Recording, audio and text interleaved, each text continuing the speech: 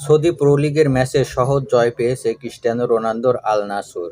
ঘরের মাঠে আল খালিজকে 4-1 গোলের ব্যবধানে হারিয়েছে তারা। তবে আল নাসরের জয় ম্যাচের মূল আকর্ষণ ছিল না, ছিল ক্রিস্টিয়ানো রোনালদোর বাইসাইকেল কিকে করা গোল। 40 বছর পার করা এই পর্তুগিজ তারকার চোখ ধাঁধানো গোলটি সবাইকে অবাক করেছে।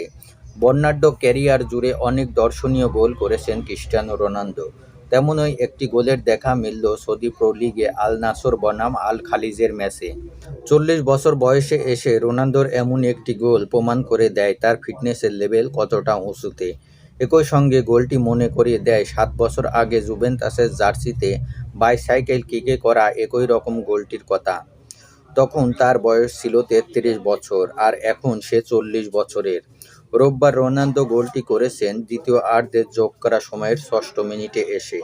তার আগে জালের দেখা পেয়েছেন জোয়াও ফেলিক্স, ওয়েসলি ও সাদিও মানে। হাজার গোলের পথে ছুটে চলা ক্রিস্টিয়ানো রোনালদোর ক্যারিয়ার গোল সংখ্যা দাঁড়ালো 954-তে। এবারের সৌদি প্রো লিগে 9 ম্যাচে 10টি গোল তার। একটি গোল বেশি করে লিগের সর্বোচ্চ স্কোরারের তালিকায় তার উপরে আছেন কেবল সতীর্থ জোয়াও ফেলিক্স।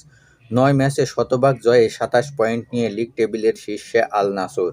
সমান ম্যাচে 23 পয়েন্ট নিয়ে 2 নম্বরে নগর প্রতিদ্বন্দ্বী আল হিলাল।